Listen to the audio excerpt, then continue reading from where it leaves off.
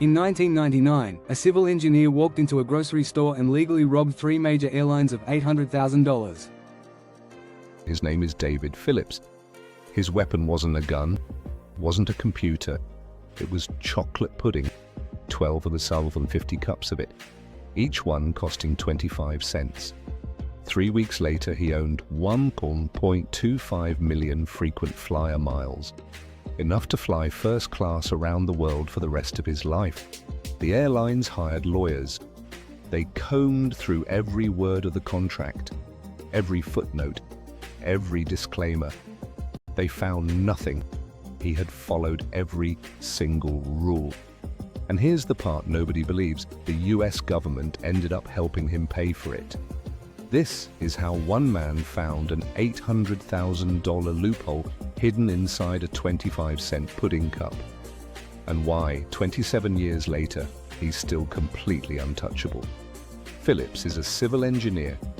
His entire career is built on one skill: finding the single weak point that collapses an entire system. In May 1999, he finds one, hidden in a grocery store flyer. Healthy Choice Foods is running a promotion. Buy 10 Healthy Choice products, mail in the barcodes, earn 500 frequent flyer miles. Most people see a coupon, a mild incentive to buy a $2 frozen dinner. Phillips sees something else entirely. He sees a pricing error, a mathematical anomaly, a system that forgot to account for the extreme edge case. Because the promotion doesn't specify which Healthy Choice products qualify. It just says any Healthy Choice product. Frozen dinners, canned soup, snack bars, pudding cups. And there's a bonus: any barcodes mailed before the end of May earn double miles. 1,000 miles for every 10 barcodes. Phillips does the math.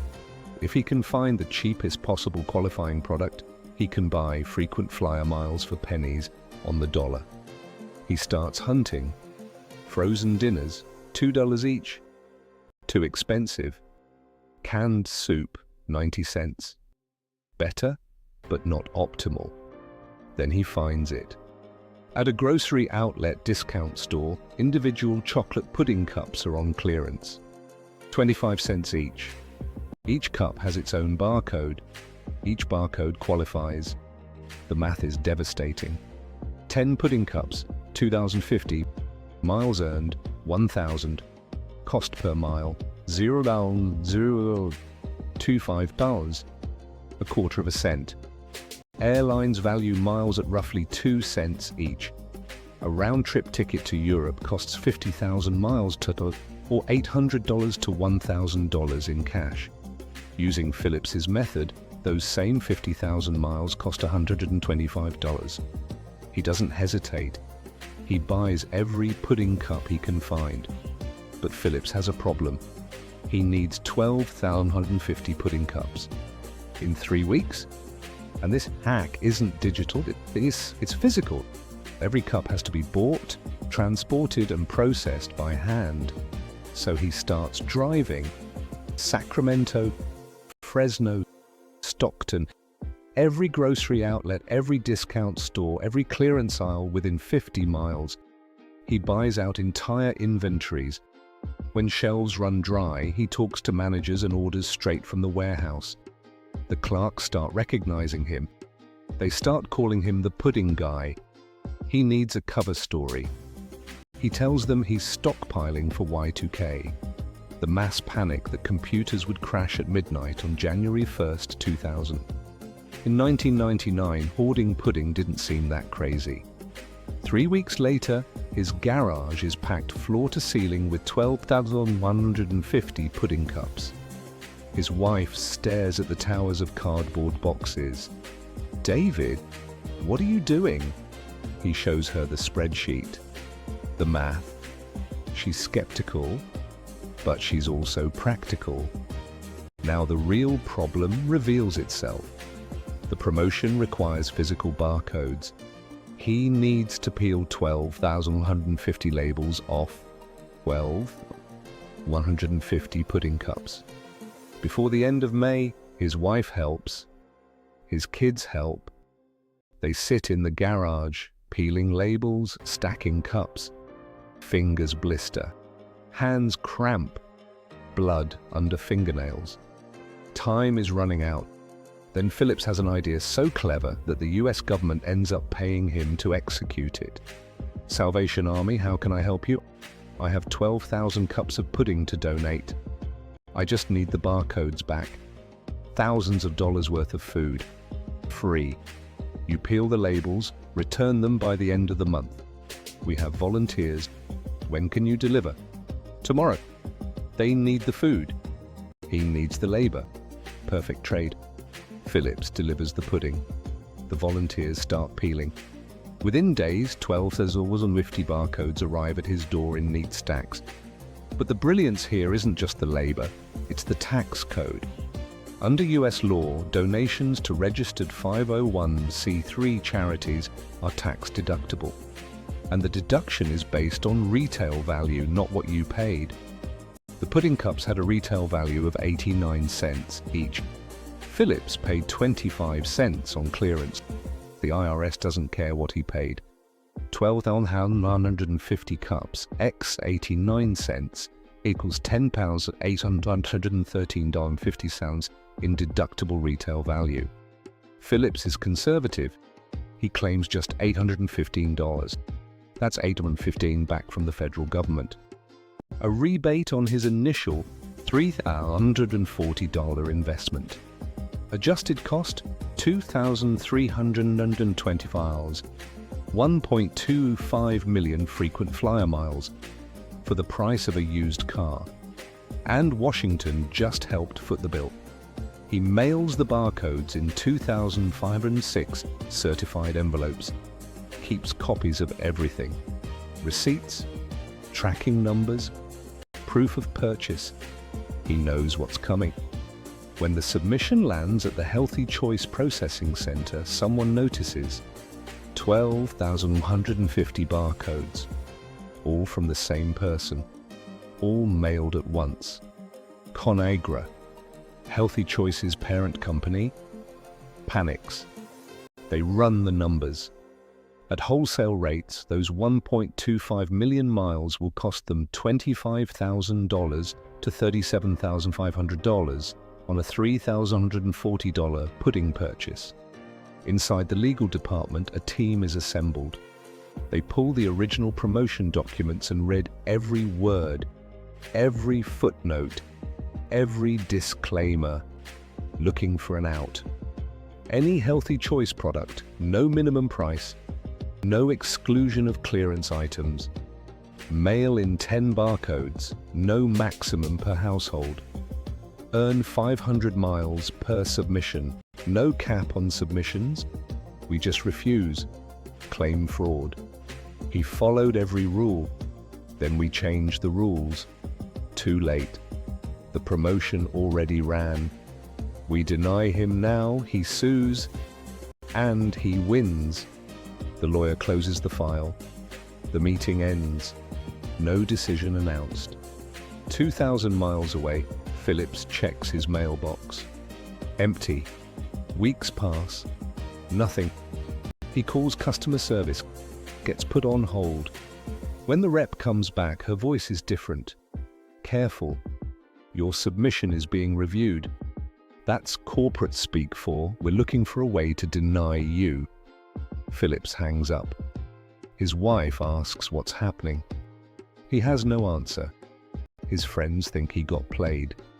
Corporations always find a way to weasel out. He starts to doubt himself. He pulls out the original flyer and reads it again and again. There's no cap. He's sure of it. But being right doesn't matter if ConAgra decides to fight him. His wife stops asking about the pudding. His friends stop calling. Dad, did they trick you? He stares at the towers of empty pudding cups in his garage. $3,140. Gone. Then 2 months after his submission, a package arrives. Heavy. Massive. Phillips carries it inside and opens it on the living room floor. 2,506 certificates, each worth 500 frequent flyer miles. He counts them. He double-checks the math. 1,253,000 miles. Conagra blinked. He won. But the miles aren't his yet. They're still just paper. To make them real, they have to clear one final gate: airline fraud detection. He moves carefully. He deposits 216,000 miles across United, Delta, and Northwest.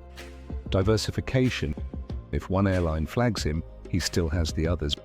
But the bulk, 1,037,000 miles, goes into his American Airlines AAdvantage account. He submits the certificates, waits for the system to process. An hour passes. Nothing. He refreshes. Still processing. 2 hours. 3. Something is wrong. What he doesn't know is what's happening 2,000 miles away in Fort Worth, Texas. An analyst at American Airlines headquarters is staring at an alert on her screen. Unusual account activity. Single customer. 1,037,000 miles. All from the same promotion. Submitted at once. She opens his account. Checks the certificates. All valid. Checks the promotion terms. No cap. Checks his history. No fraud flags. No chargebacks. Nothing suspicious. Everything is clean. Her finger hovers over the fraud department extension. One call ends this. She puts the phone down. Clicks approve. Phillips refreshes the page for the 100th time. Balance, 1,037,000 miles. Status, lifetime gold. He doesn't move. He's afraid if he refreshes, it'll disappear. He takes a screenshot. He has no idea how close he just came to losing everything. For 2025s, he just bought himself priority boarding, free upgrades, lounge access, and bonus miles on every future flight. For life, he hacked his way into the 1%. A few months later, a friend mentions a journalist at the Los Angeles Times. The story runs in August 1999. Man earns 1.25 million frequent flyer miles by buying pudding. It goes viral. CNN picks it up. The Wall Street Journal, Time magazine, international outlets. Phillips's phone starts ringing. He panics. What if Conagra sees this? What if the airlines do? Nothing happens. Conagra releases a terse statement. The promotion was honored as written. American Airlines says nothing. Phillips realizes why. It's too late. If they revoke his miles now, they're the villain. The story is already out. He's untouchable. Over the next 7 years, Phillips takes his family to 40 countries. His wife, Cindy. His daughters, Katie, 7, and Emma, 5. All flying first class. Europe, Asia, South America. Experiences they'll remember for the rest of their lives. All because Dad spent $2,125 on pudding. Did your friends and family think you were absolutely nuts? Yeah, they're used to me doing nutty things. David Phillips' story isn't really about pudding. It's about what happens when someone actually reads the fine print. He didn't lie. He didn't cheat. He didn't break a single rule. But he took advantage of a mistake that was never meant for him. Conagra followed their own rules and lost $25,000 on a $3,140 pudding purchase. So is he a genius who beat a rigged system, or a freeloader who exploited corporate generosity? That depends entirely on who you ask.